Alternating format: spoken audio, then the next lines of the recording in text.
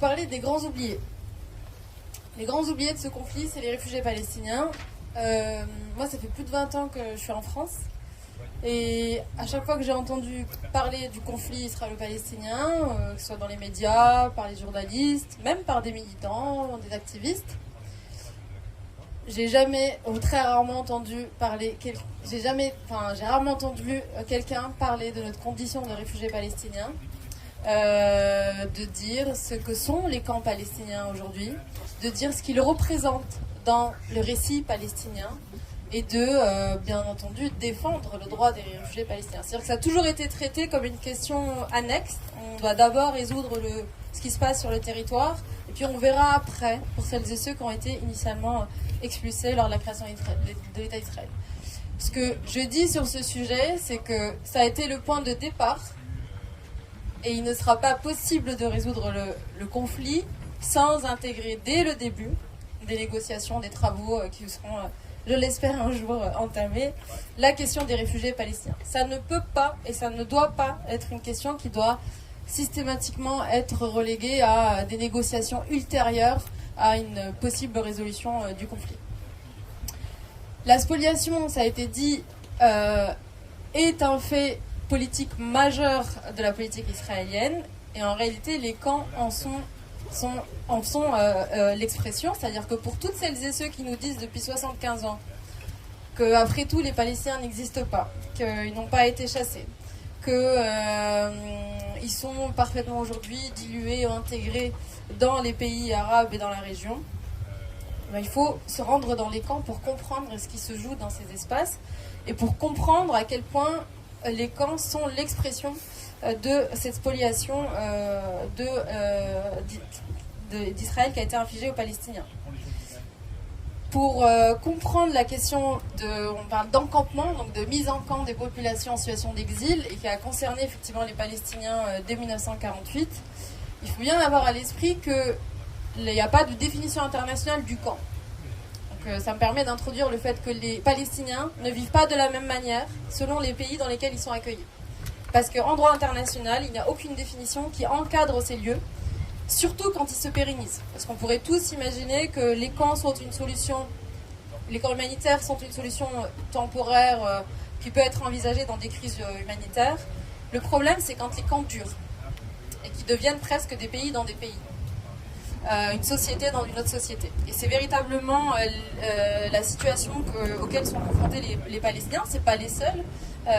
D'où les activités qu'on mène dans l'Observatoire des camps de réfugiés, qui consistent précisément à documenter les camps qui sont installés à travers le monde et qui se pérennisent. Les Palestiniens vivent dans des camps depuis 1948. C'est devenu pour eux une Palestine par défaut. C'est-à-dire qu'il y a eu toute une volonté de reconstruire l'identité palestinienne, voire même les activités politiques et même armées depuis les camps.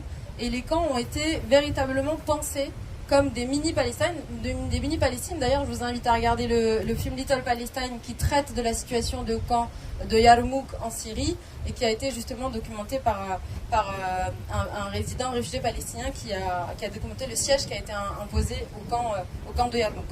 Et c'est véritablement ça, le titre est très évocateur. Les camps palestiniens ont été pensés au fur et à mesure de l'histoire comme des petites Palestines dans lesquelles les Palestiniens ont tenté de se projeter, tenté de survivre et de faire vivre aussi leur identité et leur lutte.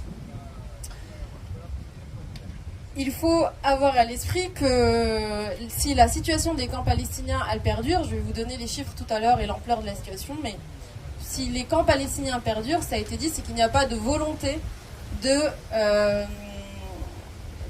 d'accepter le droit au retour des Palestiniens. C'est très important de parler du droit au retour, au-delà de la volonté du retour des Palestiniens, parce que ça nous renvoie précisément aux dispositions internationales sur le sujet.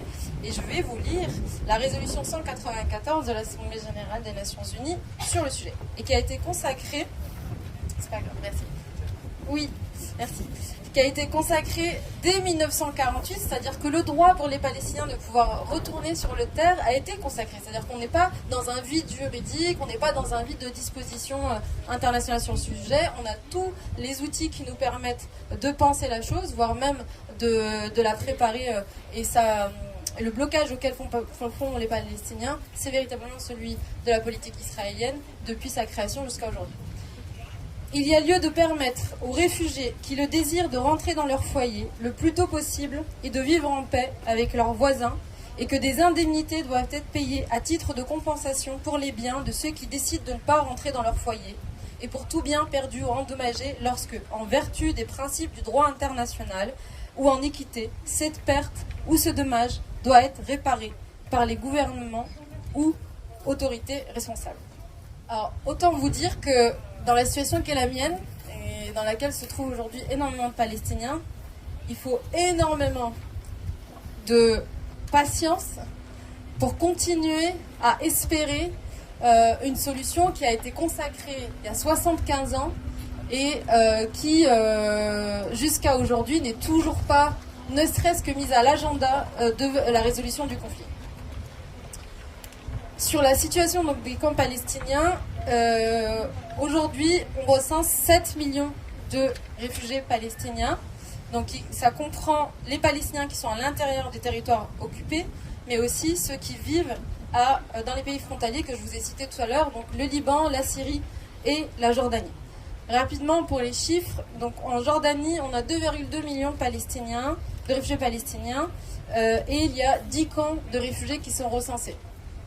En Jordanie, sur leur statut, il est assez particulier puisque, vous le savez, la Jordanie a annexé pendant un moment un territoire palestinien et il y a eu d'importantes vagues de naturalisation des Palestiniens au point qu'aujourd'hui, si je ne me trompe pas, il y a en Jordanie, le peuple jordanien représente près de 70% des Palestiniens qui ont été naturalisés. Donc leur situation a été, pas pour tous, il y a encore des réfugiés, il y a encore des camps, pour une majorité d'entre eux en tout cas, a été plutôt favorable en ce sens, en termes de traitement si vous voulez. Mais pour autant, le droit au retour des Palestiniens et des mécanismes de réparation n'ont toujours pas été mis à leur disposition de ce point de vue-là pour les faits qui se sont déroulés pendant la Nakba. En Syrie, on a 500 000 réfugiés palestiniens et il y a 9 camps recensés. Alors en Syrie, on est dans une situation qui est moins favorable que la Jordanie et qui a été très aléatoire au vu du conflit et au vu de la guerre en Syrie. Avant les événements de 2011, les Palestiniens avaient encore un statut de résident, c'est-à-dire qu'ils vivaient dans les camps, mais ils pouvaient éventuellement obtenir un statut de résident, à leur majorité, qui leur permettait de poursuivre des études en dehors du camp. Donc, moi, j'ai des membres de ma famille qui avaient commencé des études à Alep, par exemple, qui pouvaient faire des déplacements pour poursuivre des études supérieures et bénéficier d'un certain nombre de droits. Là où il y a un problème en Syrie, c'est que les Palestiniens sont soumis au service militaire pour le régime syrien. Ce qui n'est pas le cas au Liban, par exemple. Donc je vous disais qu'il n'y avait pas... on va y revenir, le statut des réfugiés palestiniens est défini par une agence onusienne, mais qui est en principe censée s'appliquer à tous les Palestiniens. Mais il y a des disparités selon les pays dans lesquels les Palestiniens se trouvent. Donc vous voyez, il y a vraiment des situations à nuancer. En Syrie, on pourrait croire qu'on est très privilégié. Puis il a fallu les événements qui se sont déroulés depuis 2011 pour voir que, premièrement, les Palestiniens sont mobilisés et sont soumis au service militaire pour le régime de Bachar el-Assad. D'ailleurs, on vient même les chercher dans les camps. Moi, je suis retournée il n'y a pas très longtemps en Syrie. Il y a énormément d'hommes qui se cachent, de jeunes hommes qui se cachent dans les camps, qui n'ont plus le droit, qui ne sortent plus des camps, parce qu'ils ont très peur d'être arrêtés au checkpoint, puisque les camps palestiniens aujourd'hui sont, pour la plupart, gérés par le régime de Bachar el-Assad en termes de contrôle d'entrée et de sortie. Au Liban, les Palestiniens ne sont pas soumis au service militaire. Néanmoins, ils sont considérés comme des étrangers permanents depuis leur installation, c'est-à-dire qu'il y a aucun moyen pour les Palestiniens, malgré le fait que des générations se succèdent dans ces camps et dans ce pays, de pouvoir bénéficier de droits de poursuivre des études en dehors des camps, de pouvoir être soignés, d'avoir des droits sociaux ou économiques. Enfin, les Palestiniens au Liban sont véritablement cantonnés aux services qui sont déployés dans les camps. Au Liban, on a 400 000 Palestiniens et 12 camps officiels recensés. Il y en a 2 ou 3 qui sont greffés aux camps palestiniens officiels depuis les événements en Syrie, puisqu'il y a eu des Palestiniens de Syrie qui ont également migré et qui ont installé également des camps, soit qui ont rejoint des camps officiels, soit qui ont installé des camps informels. En Cisjordanie et à Gaza, donc dans les territoires occupés, on a, donc pour Gaza qui est sous blocus, on a 1 million de Palestiniens 1 million de réfugiés palestiniens en Cisjordanie et 19 camps qui sont installés sur ce territoire. Et donc il y a deux périodes importantes de cette politique d'encampement. Il y a les Palestiniens qui ont quitté qui ont été expulsés sur les territoires de 1948, mais il y a également eu les événements de 67 où on parle là de la Naksa, pas de la Nakba, on parle de la Naksa, qui a également entraîné plusieurs vagues de déplacements et d'installation de camps. À Gaza, pour finir, on a 1,4 million de réfugiés palestiniens. Donc on peut parler aussi de déplacés. On parle aujourd'hui de réfugiés pour parler de tous ceux qui ont été déplacés de leur village en fait d'origine. Mais si on veut se cantonner au territoire palestinien, on peut aussi parler de déplacés. Et on a 8 camps qui sont installés à Gaza, donc qui sont des Palestiniens qui ne sont pas originaires de Gaza, oui, et qui ont été déplacés et qui ont été contraints de s'installer. Donc ce qu'il faut retenir, c'est que qui gère donc ces camps, c'est une agence tunisienne qui s'appelle l'UNRWA, qui a été installée,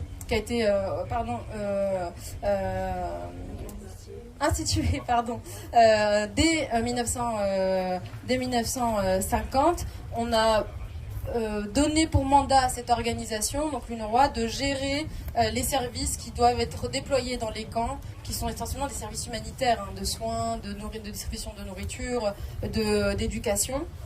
Mais c'est très important, il faut retenir que l'UNRWA n'a pas de mandat de protection.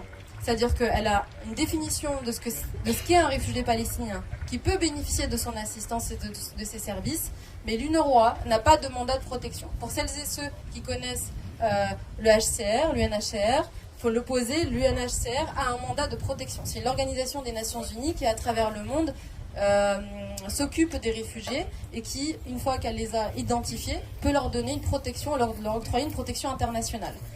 A l'inverse, l'UNRWA n'a pas de mandat de protection. En principe, les Palestiniens, leur protection dépend du pays qui les accueille. Donc, c'est-à-dire que les Palestiniens qui sont en Syrie sont dépendants des autorités syriennes. Les Palestiniens qui sont au Liban sont dépendants des autorités libanaises. Les Palestiniens qui sont en Jordanie sont dépendants des autorités jordaniennes. Et ça s'explique par un fait important qu'il faut aussi avoir en tête, parce qu'on pourrait se dire il y a peut-être une volonté d'exclure les Palestiniens de ce droit international des réfugiés. En réalité, c'est simplement l'évolution historique des choses. En 1951, donc l'exode palestinien intervient en 1948, mais la Convention internationale, la Convention de Genève de 1951, qui vient définir le statut de réfugié à l'échelle internationale, est adoptée qu'en 1951. C'est-à-dire que l'exode palestinien intervient avant que la société internationale, que la communauté internationale se dote d'un instrument qui définit le statut de réfugié. Et pire encore, en fait, il faut attendre 67 pour que la Convention de Genève de 1951 devienne une convention internationale. Initialement, cette convention a été adoptée par les Européens qu'en Europe, et elle avait vocation à résoudre les flux migratoires post-Seconde Guerre mondiale. Donc c'est la raison principale pour laquelle, les Palestiniens sont exclus de ce socle de droit international en matière de protection des réfugiés. Et pour finir, donc les camps aujourd'hui représentent énormément de choses, comme je vous l'ai dit, sur le récit palestinien. Déjà en nombre, comme je vous ai dit, il y a près de 7 millions de réfugiés palestiniens qui sont recensés dans tous les territoires confondus, et principalement, et c'est très important pour moi de le redire, dans les pays frontaliers. Tout ne se joue pas sur les territoires palestiniens et les territoires israéliens. Il y a des vies palestiniennes, il y a des destins palestiniens, il y a des droits qui sont lésés pour les Palestiniens qui se trouvent en dehors de ces territoires et qui sont aujourd'hui dans des camps. Ce qui est aussi important, c'est que ces camps sont aussi des lieux de mobilisation et de résistance. Ils sont gérés par ce qu'on appelle des comités populaires palestiniens qui sont extrêmement politisés. C'est impossible d'aller dans un camp sans voir une activité politique qui est nettement visible et qui vous voyez parfois même des fragmentations en fait au sein même du camp des différentes entités politiques et qui peuvent même s'affronter. Récemment dans le camp de Han el-Helwi au Liban, près de Saïda, il y a eu des affrontements et plusieurs morts entre des entités politiques différentes palestiniennes. Et c'est aussi un lieu de mémoire, et je vais vous citer un exemple sur le camp dans lequel j'ai grandi, je finirai là-dessus. C'est devenu des lieux de mémoire en raison de leur pérennisation. Moi, je suis née dans le camp de Nerab, qui se trouve dans la banlieue d'Alep.